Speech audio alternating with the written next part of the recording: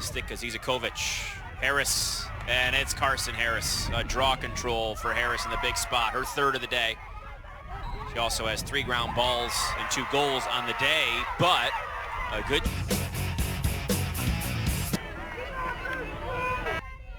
Brady has a goal and 3 assists today, number 5. Here's Harris. She'll look to do some work trying to get herself free. The defense so cognizant of her. She does have a couple goals today. Works her way through, stopped by Merlot.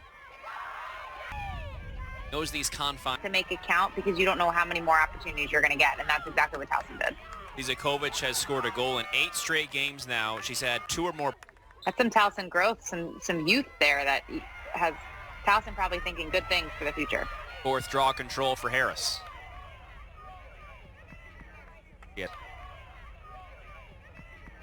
He had 4 in the Friday semifinal as well, had 4 against Towson the first time, so that's right along with what she's all about. She's set single season draw controls record and the career one in the CAA too, so she has all of that to her name already. Now she wants to add a title, as do the rest of these Dragons upperclassmen. Lindsay Clark takes a shot deflected by Harris in front. There's a foul on Drexel. I actually think that maybe should have been a foul on Towson to start because it looked like it almost hit somebody's body. But unless it was deflected by a stick, which we can't always tell that so far away. But either way, Towson gets a huge opportunity here, center hash. Carson Harris comes out with the ground ball. She goes down pretty hard, and it'll be the Dragons' possession, dodging the bullet.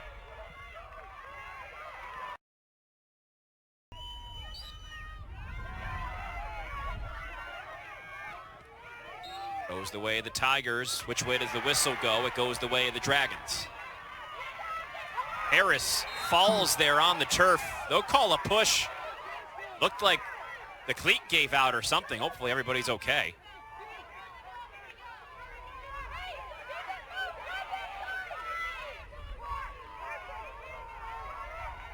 So hopefully they figure something out while they had a couple seconds to do so.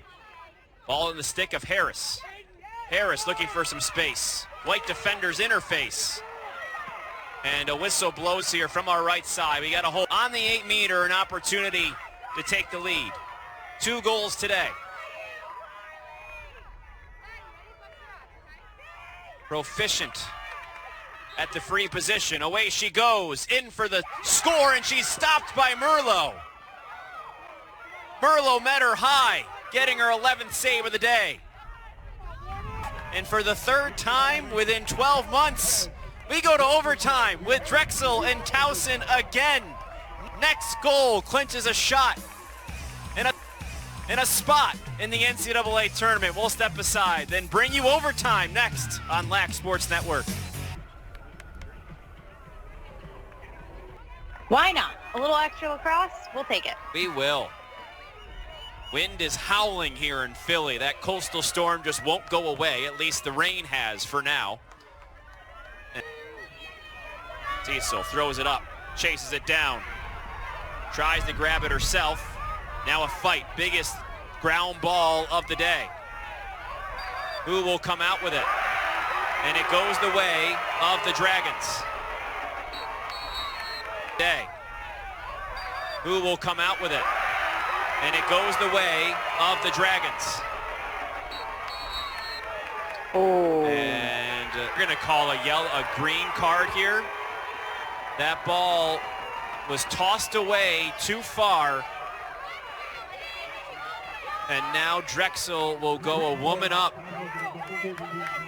Blair Goodrich has to go sit for a minute. That's a procedural penalty. It's a minute-long penalty at that for a green card. My final last year. I don't have many words because... Quarter. You're going to have to do it again here. Simpson works it out to Grady. Grady into the middle. Wide open is Drake, and Drake wins the title. The Drexel Dragons, for the first time in program history, are the CAA champions.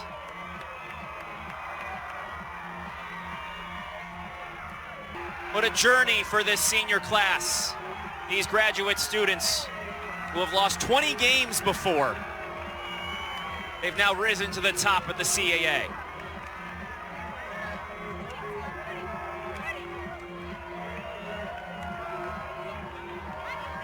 Pretty remarkable, and always just an amazing feeling at the end of a long season, just feeling like all your hard work pays off, and it's just one of those feelings that you cannot replace. And I know for this veteran team, they've been waiting for a long time to feel this feeling, so congratulations to them. What a moment for the junior from Easton, Pennsylvania, Allison Drake, who on that woman up situation just found herself wide open, and none other than Colleen Grady. Just a picture-perfect feed, Kelly, to win it all and win this championship. So many firsts last year for Drexel. This was the first they didn't have, and now this group gets it. Everybody that came back, they get it here in 2022.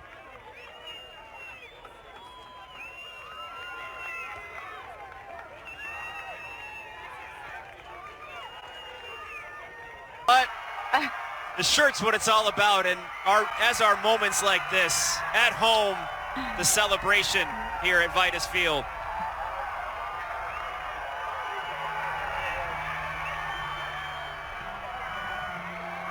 And more importantly, not only winning the CAAs, but the team gets to go to the NCAA. They get to take another bus trip, which that's what they said they wanted, right? And again this year. They played Rutgers pretty tough in that game last year, by the way. 16-13 was the final there. And this crew, we talked to Carson Harris before the season started, and like, so how did it all work with you guys coming back? Was it text? He goes, yeah, we had a text exchange, said, you coming, and Harris, Lucy Schneider, Zoe Bennett, some of those graduates that have made their way back into the fold, rewarded accordingly with a championship, a hard-earned one at that. For this band of misfits, that's sort of what they've taken on, and they've come together for a reason, and this is why.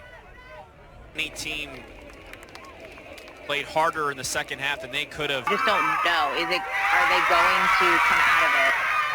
And you know, it's tough to sometimes just find the, like, how can I pull them to, and kept her team in the game when maybe Drexel was flustered there for a while. You know, in that they didn't have their best third and fourth quarter. Thankfully, they had a great first and second, but Bennett never faded. She always had a good quarter. So.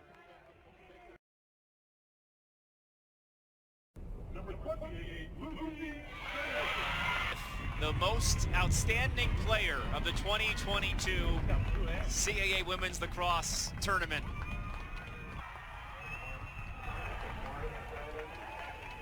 Tight follow to them. Yeah, because they're going to do the whole slow, low, high thing.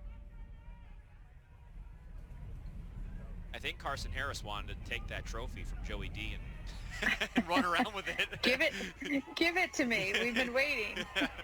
And there you go. The Drexel Dragons, your 2022 CAA Women's Lacrosse champs. Night, and we'll see what kind of matchup in the first round. I wouldn't want to play Drexel, I'm telling you right now. I know there were some games they dropped this year, but I wouldn't want to play them. They're pretty good. You know, they're a very experienced team too. Yeah, and they come out ready to play every game. You know, they have so much energy, and we saw that right from the first whistle. So they're not scared of anyone. So I'm with you. I don't know if I'd want to play them first either. This feeling will last a lifetime for everybody there that's within that picture and outside of it as well. We know there's a lot of people watching that are invested into this program, that are cheering right along with their ass. I am Tom Esham. Thank you so much for watching, and thanks for a great season, everybody. Drexel will celebrate. They're the CAA champions.